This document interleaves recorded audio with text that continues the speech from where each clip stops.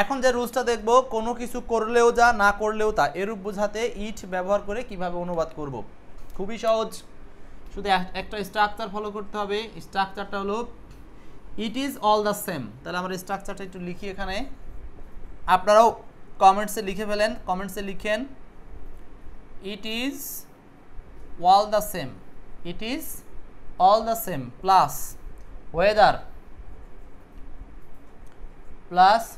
Plus subject plus, এখানে হচ্ছে সাবজেক্টের পরে নর্মালি যে ভার্ব বসে, অর্থাৎ প্রথম ভার্ব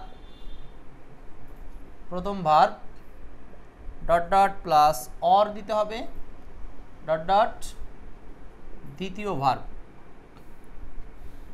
এর মানে হলো একটা সেন্টেন্সে দুইটা কাজের কথা বলবে, যে সে আসলেও যা না আসলেও তা, সে খেলেও যা না খেলেও তা, তার মানে কোনো কিছু করলেও যা না করলেও তা, মানে একই কাজের এটা একটা বিপরীত ভার্সন। তারপর যদি বলি সে আসলেও যা গেলেও তা, তার মানে কি এখানে আসা যাওয়া দুইটাকে বিপরীত সেন্সে নিচ্ছে, তার মানে একই কথা, সেম। তো দুটি ক্রিয়ার পরস্পর এরকম যদি কোনো বিষয় থাকে যে ওই কাজটি করলেও যা না করলেও তা, অথবা দুইটা কাজের মধ্যে দুইটা কাজ একটার বিপরীত বোঝাবে, কাজটা করলেও যা না করলেও তা, সেক্ষেত্রে এই সেন্টেন্সগুলোকে আমরা এরকম একটা লম্বা প্যাটার্নে আনসার করব। শুরুতেই আসবে it is all the same, it is all the same. So ট্রান্সলেশনের ক্ষেত্রে এগুলো আইএলটিএস বলেন কিংবা আপনারা যদি ফ্রি হ্যান্ড রাইটিং বলেন, সব জায়গাতেই গুরুত্বপূর্ণ লাগবে। তো আমরা একটা উদাহরণ দেখি জিনিসটা বোঝার জন্য। আসেন, এইটা 1 নম্বর উদাহরণটা, একটাই উদাহরণ দিলে হবে, এটা অনেকে সলভ করেন। আচ্ছা, এদিকে তাইজুল বলছিলেন স্যার এখানে গট হলো কেন? হ্যাবের পরে পাস্ট পার্টিসিপল গট হয়, আর গটের পাস্ট পার্টিসিপল রূপ দুটোই সঠিক। একটা হচ্ছে গট নিজেই পাস্ট পার্টিসিপল অথবা গটেন, তবে এখন বর্তমান সময়ে লেখা হয় গেট, গট। তাইজুলের জন্য বললাম কথাটা, ঠিক আছে? আচ্ছা, বাকিরা এটা সলভ করেন, কি হবে? ইট ইজ অল দ্য সেম, প্রথম কথা তো এখানে আনতেই হবে। তাহলে 1 নম্বরে কি হবে আনসারটা? বলছে এমন ছেলে বাঁচলেও যা মরলেও তা, তার মানে দেখেন বাঁচা মরা দুইটা ক্রিয়াকে যা তা দ্বারা উল্লেখ করা হয়েছে, অথবা এমন ছেলে বাঁচলেও কি মরলেও কি একই কথা। তো দুটো সেন্টেন্সের থিম কিন্তু একই। তো আমাদেরকে এইভাবে যে থিমেই প্রশ্নটা দিক না কেন, আমাদের মাথায় এই টিপসটা রাখতে হবে যে এইভাবে আনসার করব, ঠিক আছে? মাসুম বিল্লাহ বলছেন মেক অথবা লেট ইউজ করা যাবে, সেগুলো অ্যাডভান্স আলোচনা, চাইলে আপনারা সেগুলো ইউজ করতে পারবেন। আচ্ছা, যাই হোক, এখন আমরা এই সেন্টেন্সটাকে ট্রান্সলেশন করব। সো এইটা তো আমাদের সেন্টেন্সের মধ্যে থেকে কোথাও খুঁজে পাবো না, শুধুমাত্র যেখানে এইটা থাকবে যে একই কথা, তার মানে একই কথার ইংলিশটা হলো ইট ইজ অল দ্য সেম। কিন্তু এই সেন্টেন্সে দেখেন একই কথার কোনো ইংলিশ এখানে নাই, মানে বাংলাটা নাই, শুধু বলা আছে বাঁচলেও যা মরলেও তা, তার মানে এইখানে একটা উজ্জ্ব কথা আছে। এই যে বসলেও যা মরলেও তা, তার মানে একই কথা। তো এটাকে আমরা আগে লিখে ফেলি, it is all the same.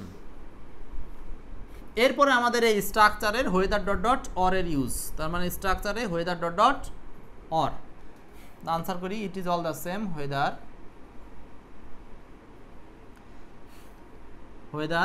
দিয়ে প্রথম সাবজেক্ট, প্রথম ভার্ব। তো এই বাক্যের সাবজেক্টকে এমন ছেলে, তাই না? তাহলে আমরা লিখব সাবজেক্টকে হোয়েদার সাস বয়, সাসে বয় দিলাম আমরা, সাসে বয় এমন ছেলে। তাহলে এখানে প্রথম ভার্ব কি? বাঁচলেও যা মরলেও তা।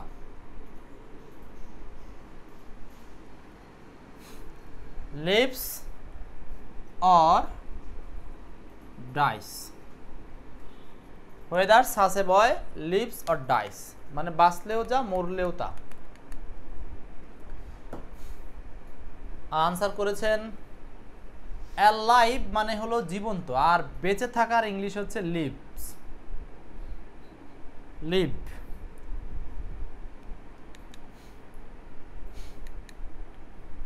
স্যার এখানে কি 9 কোড অ্যাপ্লাই করা যাবে? এই সেন্টেন্সটাতে আপনি 9 কোড সরাসরি অ্যাপ্লাই করতে পারবেন না, কিন্তু 9 কোডের উপাদান আপনি বের করতে পারবেন। 9 কোডের উপাদানগুলো তো আপনাকে আগে বের করতে হবে। যেমন এমন ছেলে, তার মানে কে বাঁচবে পড়বে এমন ছেলে, এটা হলো সাবজেক্ট। তা আপনি তো সাবজেক্ট কোডিং 1 নম্বর বের করতেই পারেন।